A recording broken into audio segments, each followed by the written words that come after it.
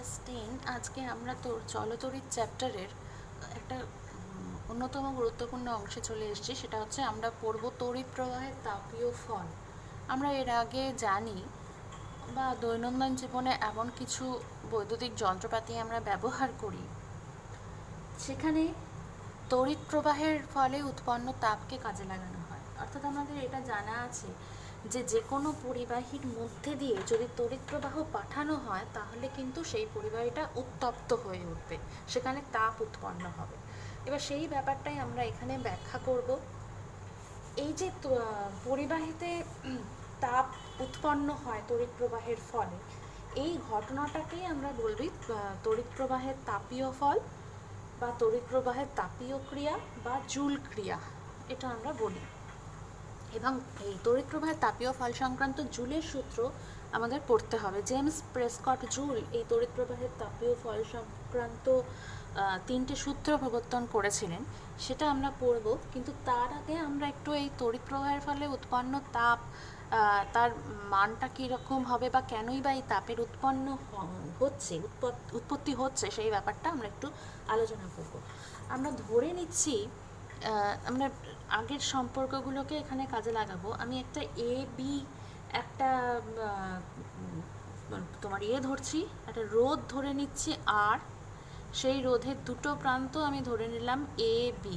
ঠিক আছে, আরটা হচ্ছে এখানে রোধ হচ্ছে আর, যার দুই প্রান্ত হচ্ছে এ বি। এবার তার সঙ্গে আমরা এ বি এই দুটো প্রান্তের সঙ্গে আমরা কি করেছি, একটা তড়িৎ কোষ আমরা এখানে যুক্ত করছি, মানে সোজা কথায় ব্যাটারি বা সেল আমরা যুক্ত করছি। এবার এই যে তড়িৎ কোষটা এখানে নেওয়া হয়েছে, তার ইএমএফ হচ্ছে, মানে তড়িৎচালক বল হচ্ছে ই, আর অভ্যন্তরীণ রোধ হচ্ছে আর। সেটা আমি লিখে রাখছি যে তড়িৎ কোষটির তড়িৎচালক বল হচ্ছে তড়িৎচালক বল, সেটাকে আমরা শর্টে লিখতে পারি ইএমএফ, ইলেকট্রোমোটিভ ফোর্স। ইএমএফ হচ্ছে ই, আর অভ্যন্তরীণ রোধ, এটা তড়িৎ কোষটির অভ্যন্তরীণ রোধ, সেটা হচ্ছে কি স্মল আর, এটা আমি ধরে নিলাম। এবার এই যে আর রোধের দুই প্রান্ত যে আমি ধরে নিয়েছি যে এ আর বি, এবার এই এ আর বি বিন্দুতে আমরা যদি তড়িৎ বিভব ধরি, এ বিন্দুতে হচ্ছে আমি তড়িৎ বিভব ধরলাম ধরো ভিএ, আর বি বিন্দুতে আমি তড়িৎ বিভব ধরলাম ভিভি। এবার ভিএ গ্রেটার দ্যান যদি ভিভি হয়, তাহলে আমি এ বি এই প্রান্ত দুটির মধ্যে, মানে এই রোধের দুই প্রান্তের মধ্যে যে বিভব পার্থক্য, সেটাকে আমরা বলতে পারি বিভব পার্থক্য। সেটা হচ্ছে, আমি ভি দিয়ে যদি এটাকে প্রকাশ করি তাহলে সেটা হবে ভিএ মাইনাস ভিভি। আমি ভিএ গ্রেটার দ্যান ভিভি ধরেছি, সেই জন্য আমি ভিএ মাইনাস ভিভি এখানে লিখলাম, বিভব পার্থক্য এ বি প্রান্তের মধ্যে। এবার আমি বর্তনীর প্রবাহ মাত্রা যদি বলি আই, বর্তনীর প্রবাহ মাত্রা যদি বলি আই, তাহলে অনেক যে বর্তনীটা হয়েছে তার প্রবাহ মাত্রা যদি বললাম আমি ক্যাপিটাল আই, তাহলে আমি এটা বলতে পারি যে এই আর রোধের মধ্যে দিয়ে টি সময় যে আধান প্রবাহিত হবে, টি সময় প্রবাহিত আধান, সেটাকে আমরা যদি স্মল কিউ দিয়ে প্রকাশ করি তাহলে সেটা হচ্ছে কিন্তু আই ইন্টু টি। মানে আমরা জানি যে একক সময় প্রবাহিত আধান হচ্ছে তড়িৎ প্রবাহ মাত্রা, মানে একক সময় তাহলে আই পরিমাণ প্রবাহ হচ্ছে, টি সময় প্রবাহ হবে কত, টি ইন্টু আই। বোঝা গেল? একক সময় প্রবাহিত আধানই হচ্ছে তড়িৎ প্রবাহ মাত্রা, তাহলে একক সময় যদি আই আধান প্রবাহিত হয়, প্রবাহ মাত্রা আই ধরলে, তাহলে টি সময় প্রবাহিত আধানের পরিমাণ সেটা হবে আই ইন্টু টি, অর্থাৎ কিউ যদি দিয়ে যদি আমি এটাকে প্রকাশ করি তাহলে কিউ ইকুয়াল টু আমরা পেতে পারি এখানে আই ইন্টু টি। এবার এই যে কিউ আধান, এই যে এটা বললাম, এই কিউ আধানকে আমি যদি ভি বিভব প্রভেদের মধ্যে দিয়ে নিয়ে যেতে হয়, কিউ আধানকে ভি বিভব প্রভেদের, মানে এই যে ভি বিভব পার্থক্য বলে ধরে নিয়েছি, তাহলে ভি বিভব প্রভেদের মধ্যে দিয়ে নিয়ে যেতে হলে তড়িৎ উৎস, মানে এই যে তড়িৎ কোষটা, সেটাকে কি কার্য সম্পাদন করতে হবে। তাহলে সেইখানে আমরা তড়িৎ উৎস দ্বারা, এগুলো সবই আগে জানা, তড়িৎ উৎস দ্বারা কার্য ডাব্লিউ যদি ধরি ওয়ার্ক ডান, তাহলে সেটা হবে ইকুয়াল টু কি ভি ইন্টু কিউ। এটা আমরা বলতে পারি যে কিউ আধানকে ভি বিভব প্রভেদের মধ্যে দিয়ে নিয়ে যেতে হলে এই যে তড়িৎ উৎস যেটা, সেটাকে কার্য সম্পাদন করতে হবে, এবং সেক্ষেত্রে এটা মানে সম্পাদিত কার্য হচ্ছে W equal to V into Q. ঠিক আছে, কিউ আধানকে ভি বিভব প্রভেদের মধ্যে দিয়ে নিয়ে যেতে আমাকে ভি ইন্টু কিউ পরিমাণ কার্য করতে হয়। হলো, এইবার আমি এখানে তাহলে কিউ ইকুয়াল টু আবার আমি পেয়েছিলাম কি আই ইন্টু টি। ঠিক আছে, এই জায়গাটা আমি তাহলে লিখতে পারি W equal to V into I T, মানে V into I into T. কেন না, যেহেতু আমি লিখে রেখেছি যে Q equal to I into T, এটা আমি লিখে রেখেছিলাম, তাহলে সেক্ষেত্রে আমরা বলতে পারি যে ডাব্লিউ ইকুয়াল টু হচ্ছে ভি ইন্টু আই ইন্টু টি। আমি এখানে কিউ এর মানটা বসালাম। এবার ওহমের সূত্র থেকে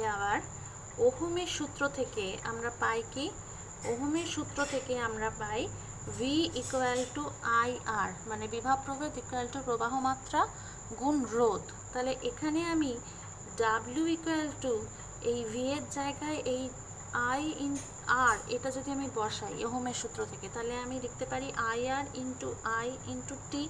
এখানে আমি কেন লিখলাম না, যেহেতু ভি ইকুয়াল টু আই আর।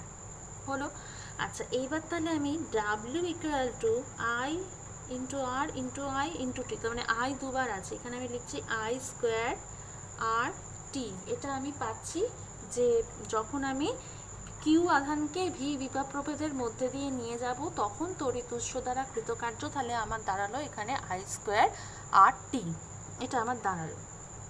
আচ্ছা এইবার আমি এই কাজটাকে করছে, এই কাজটা তড়িৎ উৎস দ্বারা কৃতকার্য, মানে তড়িৎ কোষ করছে এই কাজটা। এবার আমি এই যে একটা মনে আছে যে তাপ গতিবিদ্যার সূত্র আমরা ক্লাস 9-এ পড়েছিলাম, যেখানে কিনা তাপ ও কার্য তুল্যতা সম্পর্কে আলোচনা করেছিলাম। এখানে যেটা আমরা বলেছিলাম যে কিছু পরিমাণ যান্ত্রিক কার্যের সম্পূর্ণ রূপান্তরের ফলে তাপ উৎপন্ন হয়। তাহলে এইখানে এই যে কার্যটা হচ্ছে, এই তড়িৎ উৎস দ্বারা কৃতকার্য, এই যে তড়িৎ উৎসটা যে কাজ করবে সেটাই কিন্তু তাপ শক্তিতে রূপান্তরিত হবে, যেটাকে আমরা তড়িৎ প্রবাহের ফলে উৎপন্ন তাপীয় ফল মানে তাপ বলছি। তাহলে এখানে যদি আমি উৎপন্ন তাপ এইচ হিসেবে ধরি, আমি যদি এখানে উৎপন্ন তাপ এইচ ধরা হয়, ক্যাপিটাল এইচ যদি ধরা হয়, তাহলে আমি তাপ ও কার্যের তুল্যতা থেকে, মানে ক্লাস 9-এ যেটা পড়েছিলাম তাপ ও কার্যের তুল্যতা, এই সম্পর্ক থেকে পাবো, দেখো আমি ডাব্লিউ পরিমাণ যান্ত্রিক কার্যের সম্পূর্ণ রূপান্তরের ফলে এইচ পরিমাণ তাপ শক্তি উৎপন্ন হচ্ছে, এইচ পরিমাণ তাপ উৎপন্ন হচ্ছে, তাহলে আমি এখান থেকে পাবো যে W equal to J into H. এখানে জে ইকুয়াল টু হচ্ছে কি তাপের যান্ত্রিক তুল্যাঙ্ক, তাপের যান্ত্রিক তুল্যাঙ্ক, এটা ক্লাস 9-এ আমরা পড়েছিলাম। জে ইকুয়াল টু হচ্ছে জুল তুল্যাঙ্ক বা তাপের যান্ত্রিক তুল্যাঙ্ক। এবার তাহলে আমি W equal to J H, অর্থাৎ আমি এখান থেকে যেটা লিখতে পারি সেটা দেখো, ডাব্লিউ এর মানটা এখান থেকে আমি বসিয়ে দিতে পারি এখান থেকে। তাহলে আমি লিখতে পাচ্ছি যে J H equal two W এর মানটা বসালে আই স্কোয়ার আর টি, অর্থাৎ এইচ ইকুয়াল টু কী হবে I square R T by J. ঠিক আছে, I square R T by J, এটা হচ্ছে কি উৎপন্ন তাপের মানটা আমি এরকমভাবে পেলাম, যেখানে জে হচ্ছে তাপের যান্ত্রিক তুল্যাঙ্ক, আই হচ্ছে তড়িৎ প্রবাহ মাত্রা, এবং আর হচ্ছে যে রোধ, পরিবাহীর রোধ, আর টি হচ্ছে সময়, কতটা সময় ধরে এই মানে তড়িৎ প্রবাহিত হচ্ছে, সেইটা হচ্ছে সময়টাকে আমি টি দিয়ে প্রকাশ করছি। তাহলে এখানে H equal to I square R T by J. এবার যদি আমি জে এর মান এখানে বসাই, আমার মনে আছে নিশ্চয়ই যে আমি তোমার তাপের যে যান্ত্রিক তুল্যাঙ্ক তার মান পেয়েছিলাম, একটা সিজিএসে পেয়েছিলাম, সিজিএসে আমি জে এর মান মনে আছে যে পেয়েছিলাম 4.2 ইন্টু 10⁻⁷ আর্ক পার ক্যালোরি, এটা পেয়েছিলাম 4.2 ইন্টু 10⁻⁷ আর্ক পার ক্যালোরি, বা এভাবেও এটাকে লেখা যেতে পারে যে এখানে যে ইকুয়াল টু লিখে রাখছি সিজিএসে 4.2 জুল, মানে 10⁻7 আর্গ ইকুয়াল টু হচ্ছে 1 জুল, তাহলে 4.2 জুল, এই 10⁻7 আর্গের জায়গায় আমি জুল লিখলাম পার ক্যালোরি, এটাও কিন্তু লেখা যেতে পারে। তাহলে এইখানে আমি যদি এই মানটা বসাই তাহলে যেটা দাঁড়াচ্ছে সেটা হচ্ছে এইচ ইকুয়াল টু এখানে I square R T by 4.2। এবার ইউনিটটা এখানে আসছে কি ক্যালোরিতে, এটা হচ্ছে কি ক্যালোরিতে। কেন? ওপরে আই স্কোয়ার আর টি মানে এটা কিন্তু ছিল কি ওয়ার্ক ডান মানে কার্য, তাহলে সেটাকে যদি আমি জুলে প্রকাশ করি, নিচে যদি আমি 4.2 জুল পার ক্যালোরি এই ইউনিটে রাখি তাহলে জুল জুল কেটে যাচ্ছে, এবার নিচে জুল পার ক্যালোরি তার মানে ক্যালোরিটা ঘুরে আমার লবে চলে আসবে, অর্থাৎ এই ইউনিটটা যে উৎপন্ন তাপ সিজিএসে প্রকাশ করলে আমি ক্যালোরিতে সেটাকে প্রকাশ করব এবং তার মানটা এরকম হবে I square R T by 4.2 calorie. ঠিক আছে, এবার এর মানটা মোটামুটি দেখা যায় যে কাছে আসে জি মানে 1/4.2, এই মানটা আসে 0.24 এরকম আসে। তাহলে আমি 1/4.2 এর জায়গায় 0.24 লিখে 0.24 I square R T calorie এটাও কিন্তু আমরা লিখতে পারি, এটাও লেখাও যায় এটা লেখাও তাই একই ব্যাপার। অর্থাৎ এটা আমরা এখানে দেখলাম। এইবার আমি যদি এসআইতে প্রকাশ করি, এসআই পদ্ধতিতে আমাদের মনে আছে যে এসআই পদ্ধতিতে কিন্তু জের মান, সেখানে এসআই পদ্ধতিতে জের মান কিন্তু ছিল 1। এখানে যেহেতু এসআই পদ্ধতিতে তাপের এককও জুল আবার কার্যের এককও জুল, সেই জন্য এসআইতে কিন্তু এই জের মানের কোনো ইউনিট ছিল না, জের মান আমরা কোনো একক বিহীন হবে এসআই পদ্ধতিতে, যেহেতু তাপের এককও জুল কার্যের এককও জুল। তাহলে সেক্ষেত্রে আমাদের নিশ্চয়ই মনে পড়ছে যে W equal to J H, এই সম্পর্কটা থেকে জে ইকুয়াল টু আমরা পেয়েছিলাম কি ডাব্লিউ বাই এইচ, এটা ছিল। তাহলে ডাব্লুকে আমি যদি আর্গে আর এইচকে ক্যালোরিতে প্রকাশ করি তখনই কিন্তু আমি এইটা পাচ্ছি, বা ডাব্লুকে জুলে আর এইচকে ক্যালোরিতে প্রকাশ করলে আমি এইটা পাচ্ছি। কিন্তু যদি আমি ডাব্লুকেও জুলে প্রকাশ করি এবং এইচকেও জুলে প্রকাশ করি তাহলে কিন্তু এসআই পদ্ধতি হলো, এসআই পদ্ধতিতে তাপের এককও জুল, তাহলে সেখানে কিন্তু জুল জুল ক্যান্সেল করে যাচ্ছে, অর্থাৎ জে এর কোনো একক থাকছে না। তাহলে সেই পদ্ধতিতে আমার এই হরে কিন্তু আমি 1 মানে এখানে এসআই পদ্ধতিতে তাহলে কি হবে, সেক্ষেত্রে এইচ ইকুয়াল টু হবে H equal to I square R T, মানে এটাটা কিন্তু তোমার যেটা বলে জের মানের কোনো ইউনিট এখানে কিন্তু থাকবে না। আমি শুধু এখানে কার্যের যে এককটা আমরা এখানে প্রকাশ করছি মানে এইচ ইকুয়াল টু সেটা হবে কত I square R T joule, এটা হবে ওই কার্যের একক যেহেতু জুল আমি প্রকাশ করব I square W equal to I square R T, মানে আই স্কোয়ার আর টি দিয়ে আমি কার্যকে প্রকাশ করছি, তাহলে এখানে I square R T joule এটাই হবে এইচ এর মান। অর্থাৎ আমি যদি তোমার এসআইতে প্রকাশ করি এইচকে, তাহলে সেখানে আমি জুল এককে এইচকে প্রকাশ করছি, তাপকে I square R T joule হচ্ছে সেই মানটা, আর যদি ক্যালোরিতে প্রকাশ করি তাহলে মানটা আসবে উৎপন্ন তাপের এইটা I square R T by 4.2 calorie, মানে 0.24 I square R T calorie. আরেকবার করে বলে দিচ্ছি প্রথম থেকে পুরোটা, যে তড়িৎ প্রবাহের ফলে উৎপন্ন তাপ উৎপন্ন হয় কোনো পরিবাহীর মধ্যে দিয়ে, তড়িৎ প্রবাহ যদি যায় তাহলে সেই পরিবাহীতে কিন্তু উত্তপ্ত হবে, মানে তাপ উৎপন্ন হবে সেখানে।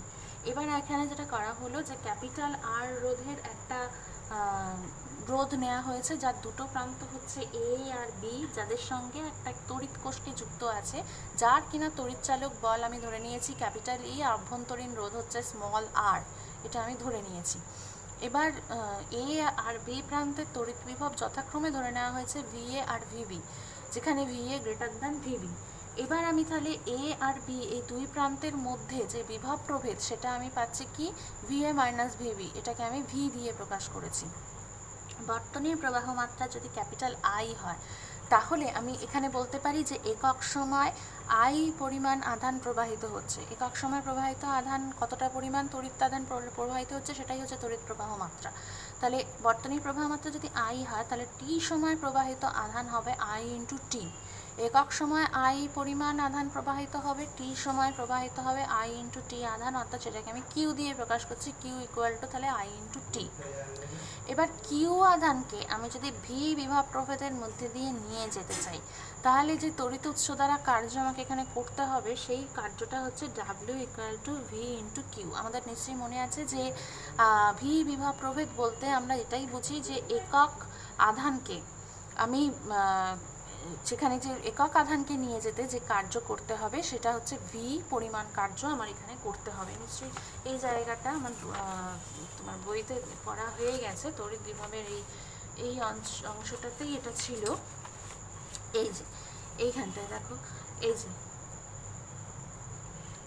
তড়িৎ, এখানে দেখো তড়িৎ ক্ষেত্রে অবস্থিত একটি বিন্দু থেকে অপর একটি বিন্দুতে 1 কুলম্ব ধনাত্মক আধানকে নিয়ে যেতে যদি 1 জুল কার্য করা হয়, তাহলে ওই বিন্দুর বিভব প্রভেদকে 1 ভোল্ট বলা হয়। তাহলে এইটাই হচ্ছে এই যে সম্পর্কটা, কিউ আধানকে আমরা যদি এই যে একক ধনাত্মক আধানকে এক বিন্দু থেকে অপর বিন্দুতে নিয়ে যেতে কৃতকার্য হচ্ছে বিভব প্রভেদ যত তত। আসলে এখানে সেই বিভব প্রভেদটাকেই আমরা ধরে নিয়েছি হচ্ছে ভি বিভব প্রভেদ। একক আধানকে তড়িৎ ক্ষেত্রের এক বিন্দু থেকে অপর বিন্দুতে নিয়ে যেতে কৃতকার্য হচ্ছে ভি।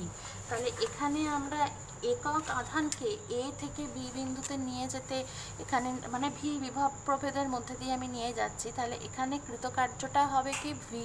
এবার কিউ আধানকে যদি আমি নিয়ে যেতে চাই ওই একই বিভব প্রভেদের মধ্যে, তাহলে সেখানে ভি এর সঙ্গে শুধু কিউটা গুণ হয়ে যাবে। তাহলে W equal to V into Q হলো, অর্থাৎ W equal to V into, এবার কিউ এর মান এখানে বসালাম আই ইন্টু টি, এটা বসিয়ে দিলাম। আবার আমি ওহমের সূত্র থেকে এটা জানি যে ভি ইকুয়াল টু আই আর, অর্থাৎ বিভব প্রভেদ ইকুয়াল টু তড়িৎ প্রবাহ মাত্রা গুণ রোধ। তাহলে সেখানে V equal to I R এই মানটা বসিয়ে এবার আমি পাচ্ছি W equal to I square R T. আমরা ক্লাস 9-এ জানি যে কিছু পরিমাণ যান্ত্রিক কার্যের সম্পূর্ণ রূপান্তরের ফলে কিন্তু তাপ উৎপন্ন হয়। এখানে যে কার্যটা করছে সেটা হচ্ছে তড়িৎ কোষ এই কার্যটা করছে, ঠিক আছে। এবার এই যে কার্যটা সেটাই কিন্তু তাপ শক্তিতে রূপান্তরিত হচ্ছে। উৎপন্ন তাপ আমি যদি এইচ ধরে নিই, তাহলে তাপ আর কার্যের যে তুল্যতা মানে জুলের যে সূত্র যেটা আমরা পড়েছিলাম তাপগতিবিদ্যার সূত্র, সেইখান থেকে আমরা কিন্তু পাচ্ছি W equal to J H, যেখানে জে ইকুয়াল টু তাপের যান্ত্রিক তুল্যাঙ্ক। এবারে আমি ডাব্লিউর মান এখানে বসালাম I square R T equal to J H, ঘুরিয়ে লিখেছি, তাহলে H equal to I square R T by J. এবার সিজিএসে আমি জে এর মান একরকম পাই, সেটা ধরে আমি এইচ এটা পাচ্ছি ক্যালোরি এককে। আর এসআই পদ্ধতিতে জে এর মান হচ্ছে 1, সেখানে জে এর কোনো ইউনিট থাকে না, সেক্ষেত্রে আমরা জুল এককে এইচকে প্রকাশ করছি I square R T joule, এটাই হবে।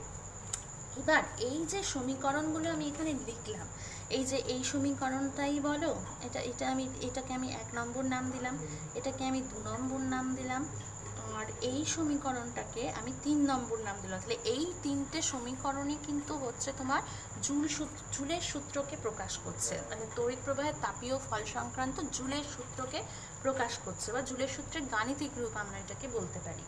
এবার আমি এই জুলের সূত্রের বিবৃতি যদি আমাকে বলতে বলে, তাহলে আমি এখান থেকে কি বলতে পারি? জুলের সূত্রের বিবৃতি আমাকে এখানে 3টে মানে বক্তব্য এখানে রয়েছে, পয়েন্ট করে আমি বলতে পারি সেটাকে। দেখো এখানে বলবে যে পরিবাহিতে উৎপন্ন তড়িৎ প্রবাহের ফলে উৎপন্ন তাপ মোটামুটি 3টে বিষয়ের ওপর নির্ভরশীল। একটা হচ্ছে তড়িৎ প্রবাহ মাত্রা, একটা হচ্ছে রোধ, পরিবাহীর রোধ, আর একটা হচ্ছে সময়, তড়িৎ প্রবাহের সময়।